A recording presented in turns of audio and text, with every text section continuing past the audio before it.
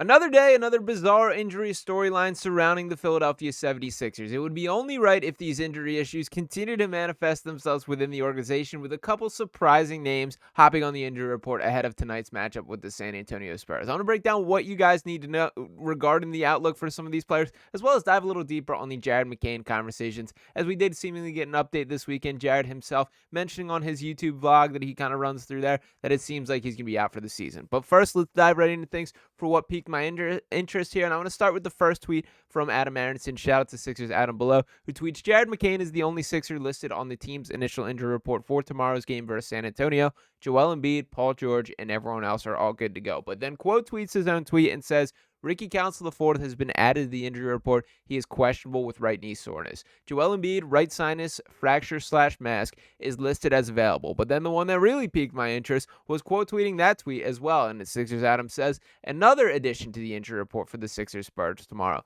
Eric Gordon, right oral surgery, out. No idea what happened here. Suppose we will find out eventually. So for any other team around the NBA, I believe unexpected oral surgery would be right at the top of the list for weirdest injuries in the entire season. Not for our Philadelphia 76ers. I'm not even confident this cracks the top 5 on the season based on what has all the way gone down within this organization. But I did want to stick on Eric Gordon for a little bit for this specific conversation. I do think he's been a storyline that has gone a little bit under the radar this season. And to dive in what he's brought to the Sixers team, not much. So far this season, averaging 5.0 points per game, 1.3 assists, shooting just 27.5% from three, which really is the biggest red flag to me. Just 36% from the field overall, 28.6% from the corner. We know who he is. He's turning 36 years old tomorrow. He is a guy who's brought in as one of these veteran presence type players, hopefully to knock down three-point shots, to be a floor spacer around Joel Embiid, and to give him a little bit of grace. I guess I can overlook some of that because he has not played with Joel very much. We've been all aboard the injury reports and issues that he's dealt with this season, and I do think the ideal just functionality for Gordon is just purely as a floor spacer for Joel Embiid, that it can be kind of a kick-out threat to knock down three-pointers there. But when you're shooting 27.5% from three, you're still shooting 27.5% from three. And for Gordon specifically, that's basically it. That's what you're hoping for from him, is just to connect on long-range shots. To compare him directly to a guy like Ricky Council IV, who again is also in the injury report today with that knee soreness there, that has been a guy who received a little bit more opportunities so far this season. And looking at his stats, 5.6 points per game, 2.0 rebounds, also shooting just 26.5% from three, but 40.4% from the field there, 75% from the corner.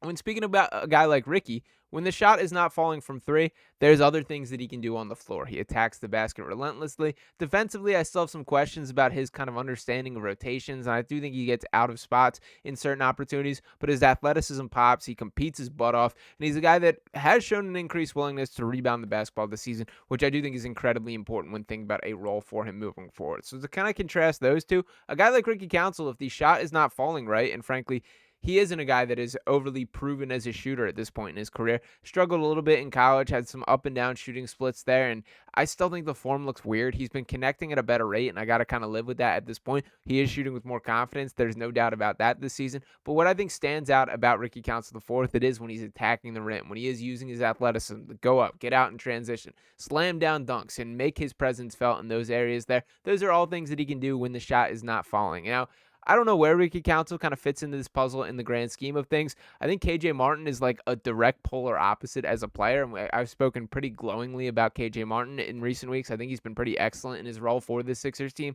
When you think about KJ Martin, he just knows exactly who he is as a basketball player. He's going to play within his box of what he is capable of doing. For Ricky Council, it's the exact opposite there. That there is a little bit of randomness to his game, some wildness. And I do think that there is a need for that to an extent, but will be interesting to see how all this falls together there. But to talk about Jared McCain a little bit and transition into this, we did get the update this weekend, and first want to highlight this tweet from Philly Sixers Galaxy saying that Jared McCain will be sidelined for the remainder of the season after having surgery on his left meniscus tear, he announced on YouTube. Now, I will say I did watch the clip. I wouldn't say it seems as open and shut of a deal as maybe this tweet leads to indicate, or I know I've seen several other people running with that, or running with that comment that he directly made. Basically, it was a video of him sitting around. I think he was playing video games and being asked about it by his boy Nate, who does all the recording for it, and I'll show him in a second there.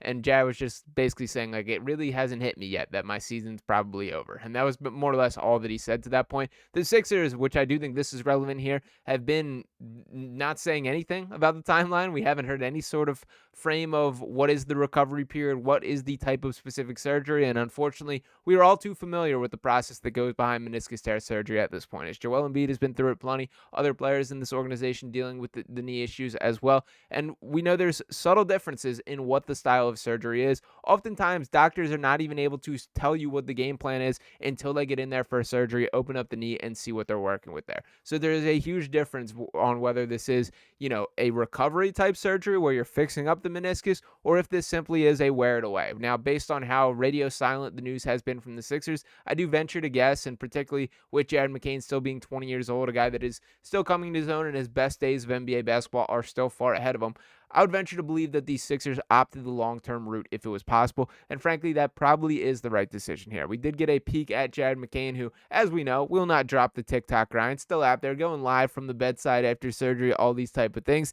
that he did post this picture here with his boy Nate, who I just mentioned, doing their TikTok dance, and you can see his knee is pretty heavily braced up there. That, to me, looks like an ACL brace, and obviously he did not get ACL surgery. Thank goodness was not necessary there, but it is clear that that brace is intended to lock that knee in a stable position, and it does seem like we are in it for the long haul for Jared McCain. Now, granted, this is not something that we should panic in the long haul. That meniscus injuries, more often than not, are things that are brushed under the rug and can move forward once these players recover.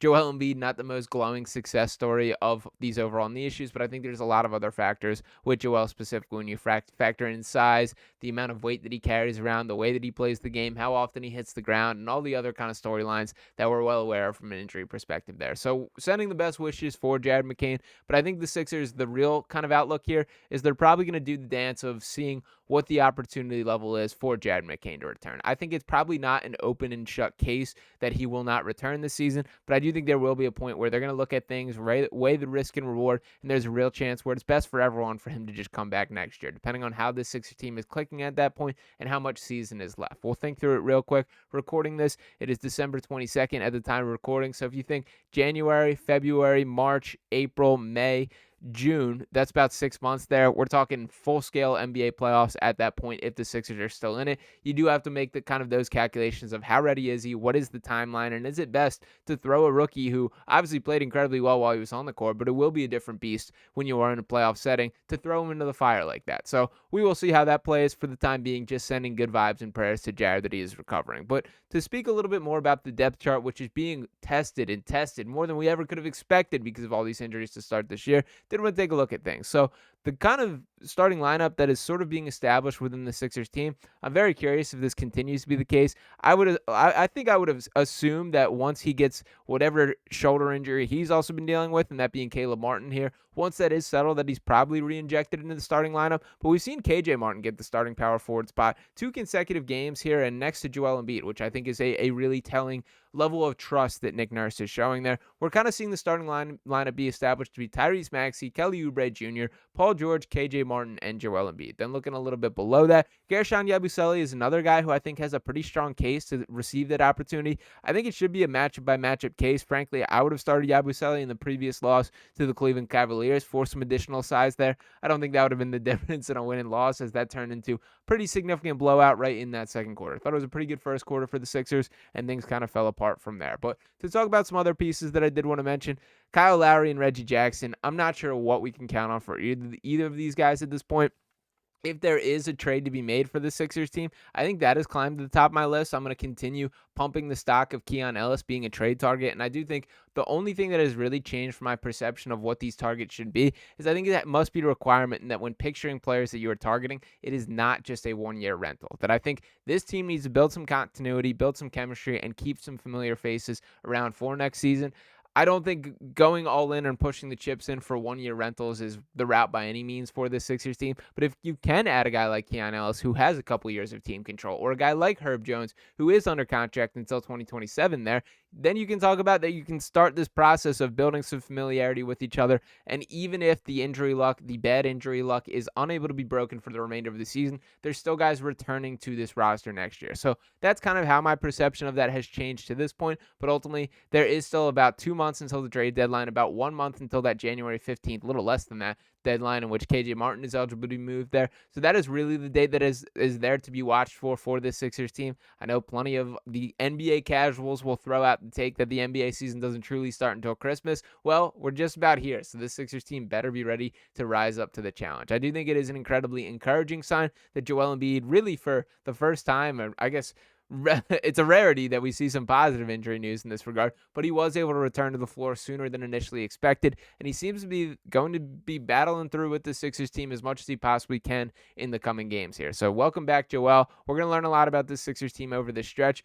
I think the hand is a little bit farther removed from the panic button than it probably was a couple weeks ago, but still a lot to be proven, a lot of seasons still to be played. So we'll see what happens from here. I do hope at some point we're able to close the book on these bizarre injuries, but it is the Philadelphia 76ers, and that does not seem very likely from here. So let me know what you guys think in the comments there. Appreciate each and every one of you guys tuning in this video as always. If you have not already, make sure you're smashing that subscribe button, dropping a like on this video here. I'll be back talking to you next time right here on Sixers Digest. Peace.